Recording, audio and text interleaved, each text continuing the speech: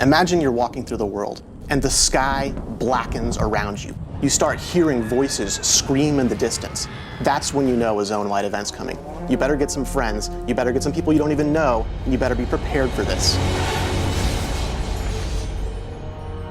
One of the most exciting things about Rift is that in addition to all of the static content that people are used to from other games, there's new types of things to do no matter where you go. Whenever you talk about dynamic content, you're talking about individual events that happen throughout the world, but everybody's waiting for that one that ties the entire world together.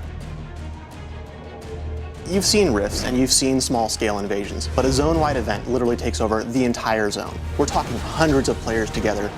And then we have hundreds of NPCs and tons of rifts open. I mean, just the whole sky goes crazy. I mean, just all hell breaks loose.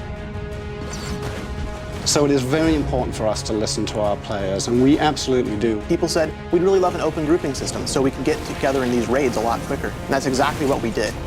When you finally, you reach the biggest things in the game, you see a Colossi, you're not going to think this is a solo encounter, this isn't something I can do alone.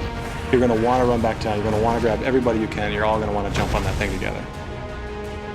We are offering dynamic content in a way that no other game is, because we are giving players direct control. Ancient Wardstones are like a content pinata. This is your way to interact with the world and drive the game and make it do what you want it to do. The most immediate impact the player is going to see is going to be in the quest hubs themselves. Doing the quests, upgrade the hub.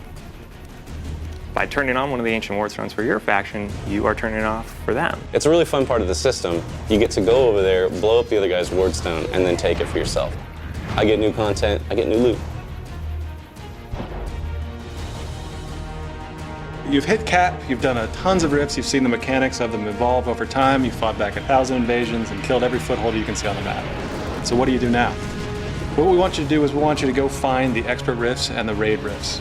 Not only are the rifts bigger themselves, but the types of things and the number of mechanics and objects that we're spawning in, it's just magnified.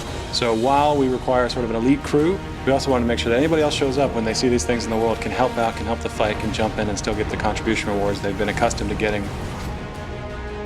Our reward system is based on performance, it's based on effort, it's a forgiving system meant to reward you for playing, but not to punish you for being outside of the radius when the event completes or dying because you're the first to try to tank and nobody's healing you. The best reward you get out of our dynamic content is the planar focus. And this is essentially an item which has a number of slots associated with it, and you're going to be able to get essences from doing planar content. They can power up abilities you already have or give you new abilities. We wanted to put that middle M back into MMO. We're making a AAA MMO here, and we're doing things that nobody else is doing. It's not the world playing itself, it's not interactions between various systems, it's you. So when you take all these new types of things to do, and you put them all together, that's when you know.